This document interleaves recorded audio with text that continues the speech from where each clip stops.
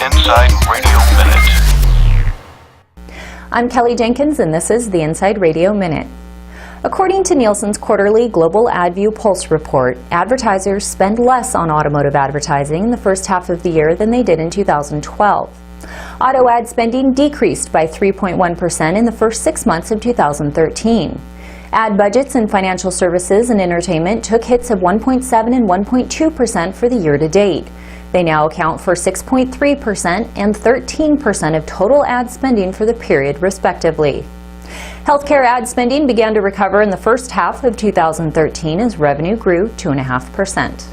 Meanwhile, the fast-moving consumer goods macro sector, which has been the long-standing leader among the other macro sectors, held a 21.3% share of ad dollars. That was up 5.7% over last year. Marketers are feeling positive about the next 6 months, according to the new quarterly Forbes CMO Index. The more than 875 U.S. marketers surveyed said they're considering budget and staffing increases. Looking ahead at the next 6 months, 45% of marketing executives say they were more optimistic about industry-wide marketing conditions. Only 9% said they were less optimistic about the future.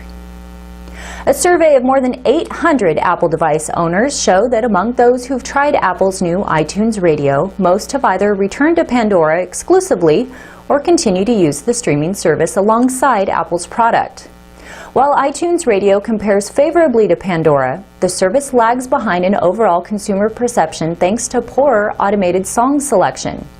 Just 8% ditched Pandora entirely for iTunes Radio. iHeartRadio was not included in this survey.